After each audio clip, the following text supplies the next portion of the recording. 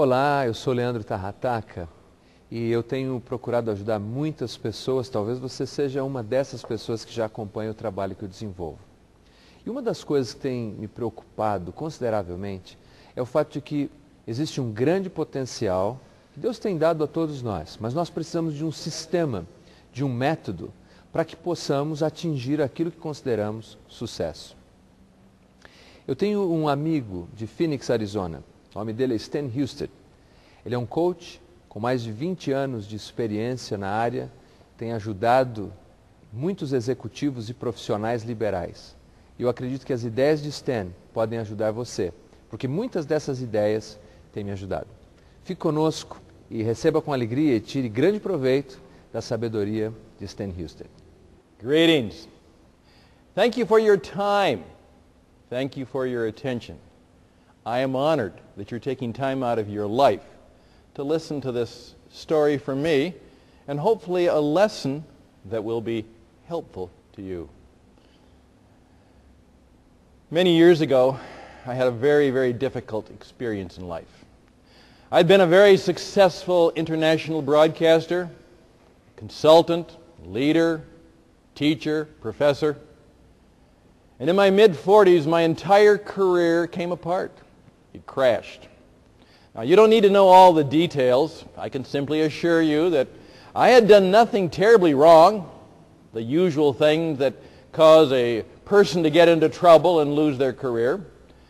But because of things beyond at least what I thought at that time was my control, I was unemployed. I not only had no job, I didn't have a career. In fact, I was looking for work. I was trying to do anything I could to make a little bit of money to support my family, and particularly at that time I had a daughter who was in university. It was a big, difficult, decisive moment in my life. Everything had fallen apart. Well, that turns out to have been one of the worst times in my life, and it also turns out to have been one of the best times in my life. Because what happened at that time is I discovered that I needed to learn something about what it was and what it meant to be truly successful in life. I had to figure out, how does one become successful? Because isn't that what we all want? First of all, we want to be loved and appreciated. That's success. We certainly like to have some nice things, perhaps a home, car, career, a family. That's success.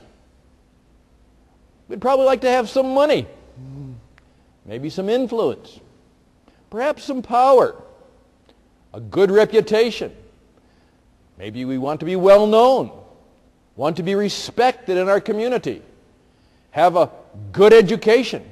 Those are all things that we would like, because that's what success is all about.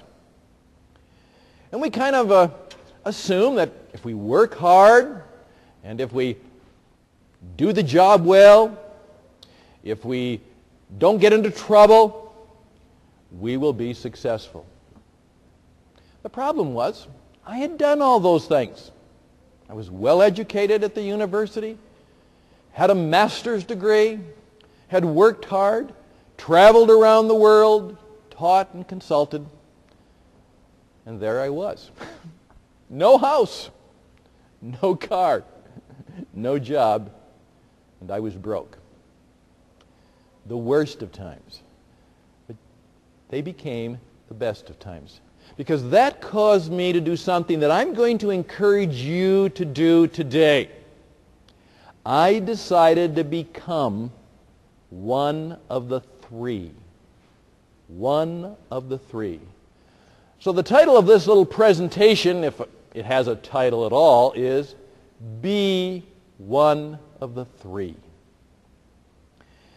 And so with your permission, can I give you a little coaching, perhaps some mentoring, some teaching of one of the primary principles that I learned about how to be successful. One of the interesting things I discovered was that many of the things that we usually think make people successful is not necessarily true. We think that if we go to the university and we get a fancy degree and many certificates, that we will be successful. I soon discovered that many of the most successful people in life had no such thing. One of the most successful men I knew had a 4th grade education. How can that be? I discovered that Bill Gates, Microsoft, the wealthiest man in North America and maybe the world until recently, had quit college at the age of 19. I found out that many of the most successful business people could not read very well. I discovered that one of the men who I truly admired said, "Stan, I had an 8th grade education, and I wasn't even very good at 8th grade." There was a great deal of research then done as to what makes people successful, and even if they had gone to college, it was found out they were usually average or less in their studies. So having a great education didn't necessarily make you successful. Being smart, maybe that would work. Well, what they discovered is that your intelligence, as I say, the stuff between your ears and behind your eyes, your brain, what they found is that some of the smartest people in the world, and if you can appreciate the irony of the word, some of the smartest people in the world were really dumb about how to be successful. You know people like that. You've run into them. Brilliant failures. Well, perhaps you're good looking. Now, I admit, as one who's not, in fact, I do a lot of my work on the radio, and jokingly I say I have a face made for radio. It helps to be good looking. It helps to be nice and attractive. It helps to be smart. It helps to be well educated. It also helps to come from a rich family. You know, if your mom and your dad were rich and have millions of dollars and whatever, doesn't hurt. But there are many people who inherited millions of dollars and they land up flat broke, unsuccessful. So it would be nice to come from a family that's rich and powerful. It would be nice to have good looks and fancy and nice clothes. It's helpful to be smart and well educated and intelligent. But what I discovered is that none of those things make the difference. They don't. Now there are some people who say, well, you just have to be lucky. I have discovered that luck is nice. It's good to be in the right place at the right time with the right opportunity. No doubt about it. But I've discovered that I don't believe in luck anymore. Now I do believe in God's grace, and I do believe in God's mercy and in God's blessing. As I say, I believe in grace and good fortune, but I don't believe in luck.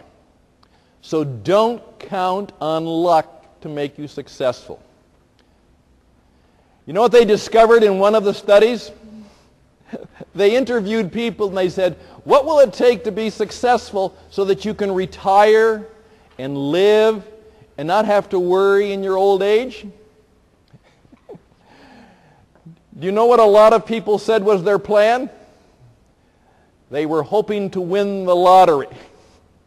if I can win the lottery. That was their plan. Now that's just simply a way of introducing you to yourself.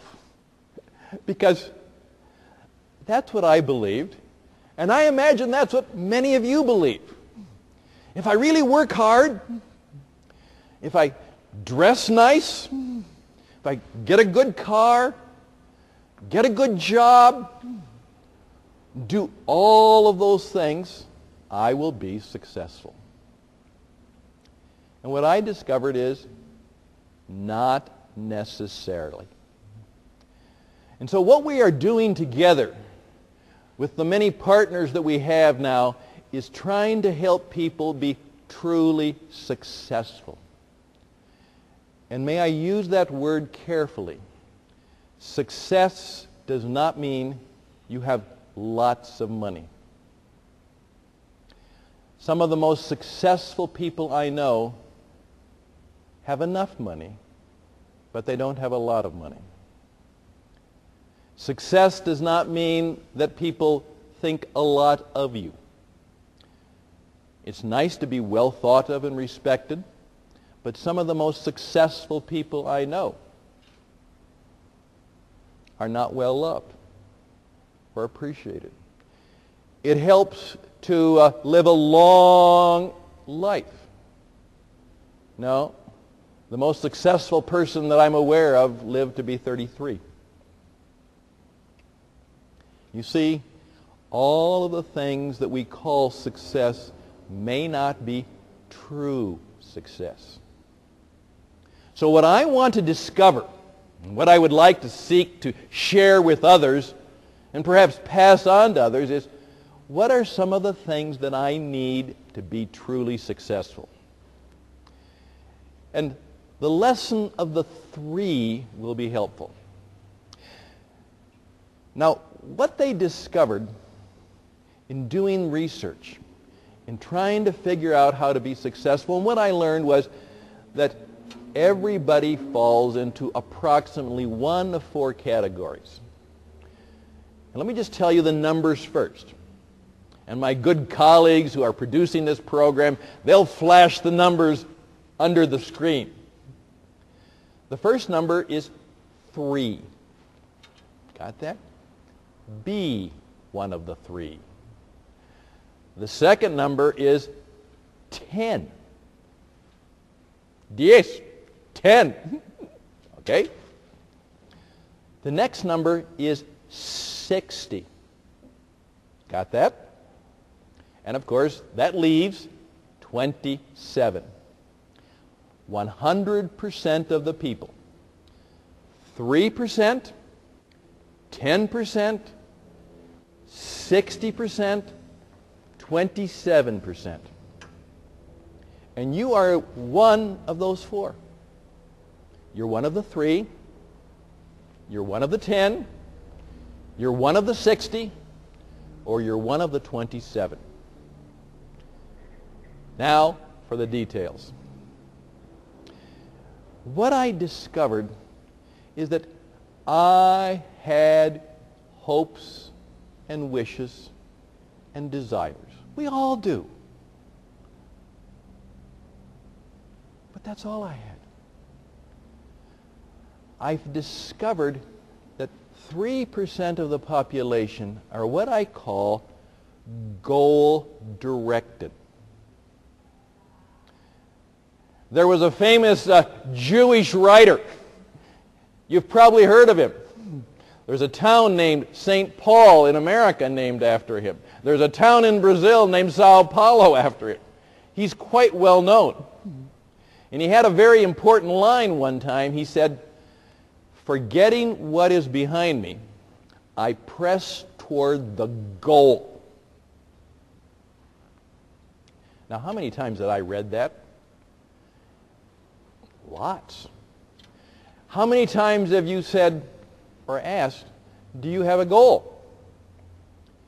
You know what I discovered? I didn't have any goals. Oh, I had some things that I wanted, some things I hoped for, some things that would be nice, like a new car, like a nice house, like a successful career, want to marry a beautiful woman, want to have nice children. Oh, I had all kinds of wants. I wanted to retire. I wanted to have a boat. We all have wants. But I wasn't focused to have a goal. You see, what I discovered is 3% of the population really know what they want out of life. They get up every morning and they don't just look for a cup of coffee. They get up every morning and ask the question, how can I achieve something worthwhile today? How can I be helpful? How can I do something that will help me help others so that I can help myself? Did you get that? If you wanted to help me, I had to help others so they would help me get what I wanted. And these people wake up, they're not obsessed, they oftentimes sleep pretty well. They're well rested. They know that's important. They don't spend all night partying. They oftentimes go to bed early because they know they're going to get up in the morning and achieve something. They have a goal. They say, in 20 years, that's what I would like to be. In 10 years, this is what I want to achieve. In 3 years, this is what I hope and desire and plan to achieve. They even ask this question, which is the simplest question. How do I want my life to be different in the next 6 months? Just 6 months. I'm putting this program on for you in the summer. I ask, by the new year, how do I want my life to be different? Do I want to get that book written? Do I want to get a new client?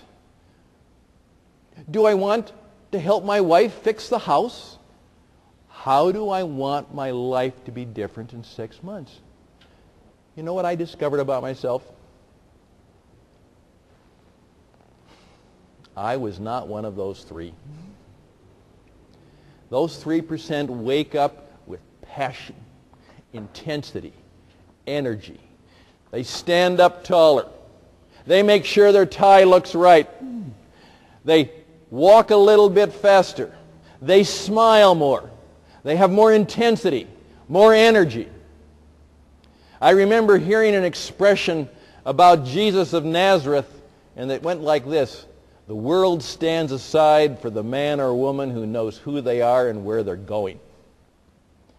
You've met people like that, haven't you? You kind of say, wow. They really seem to have it together, don't they? Wow. They seem to get a lot of things done. They seem to achieve a great deal. I wish I had that kind of energy. I wish I was able to do that. You've all known people like that. And you kind of say, I wonder what they have. Well, first of all, they have been graced with good health, perhaps. But some of them haven't. Some of them had some good fortune. But I prefer one of the expressions from a philosopher, a Christian philosopher named Pascal many years ago, who said, luck favors the prepared mind. When you know what you want, you kind of attract it. You seem to get the opportunities when you know what you're looking for. And so I discovered that I wanted to be truly goal-directed.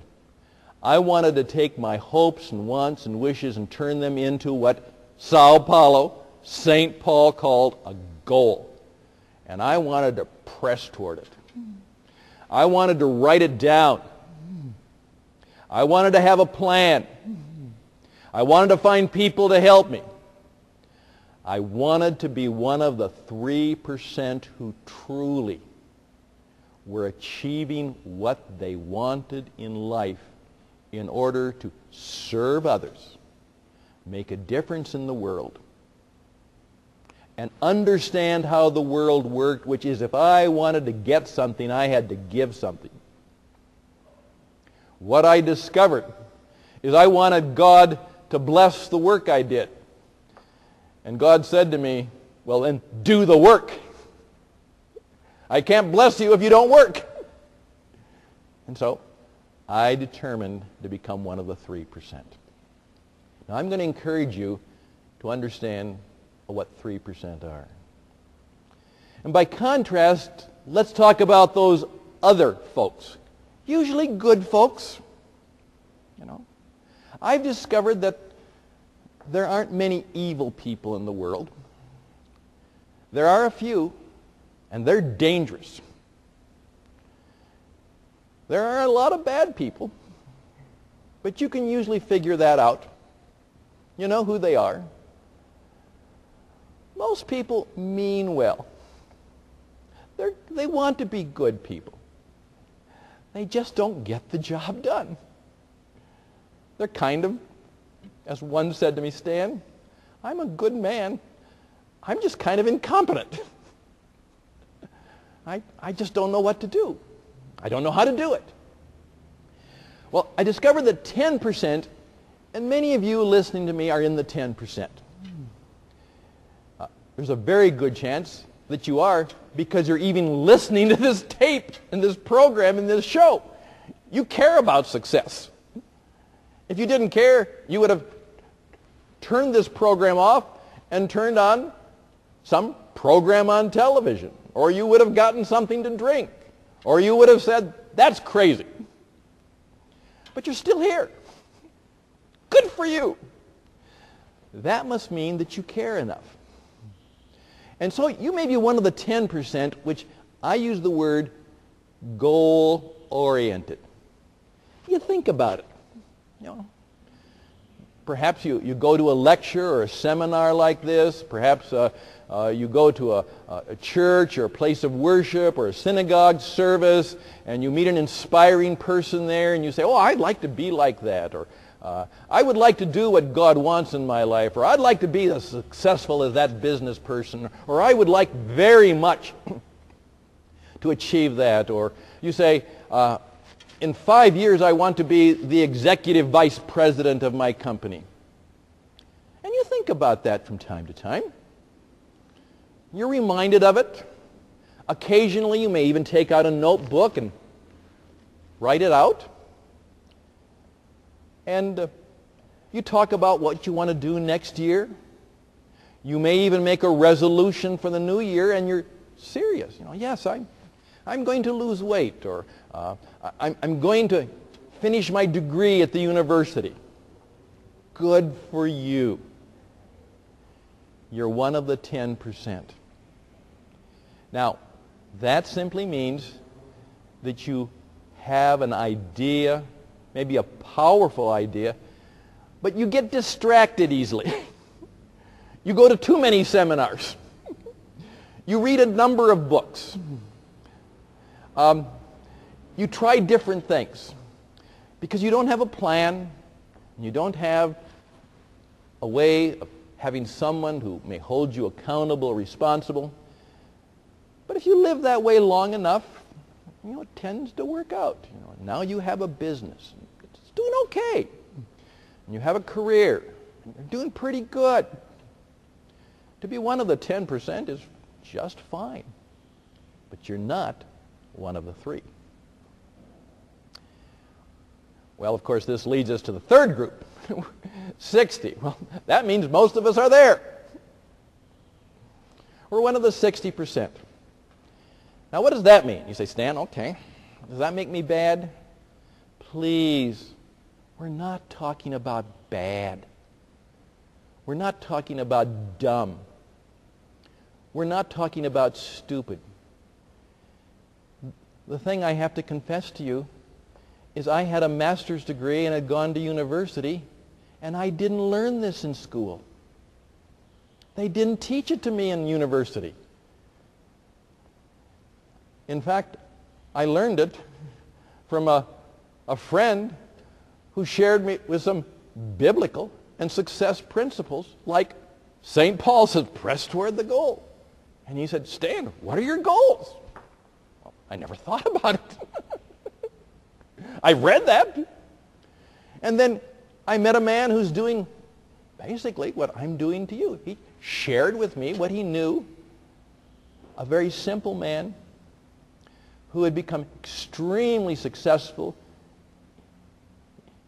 helped a university, founded a business, funded a church, and had helped people all around the world. Just an ordinary man who had decided to be one of the three. What I later on discovered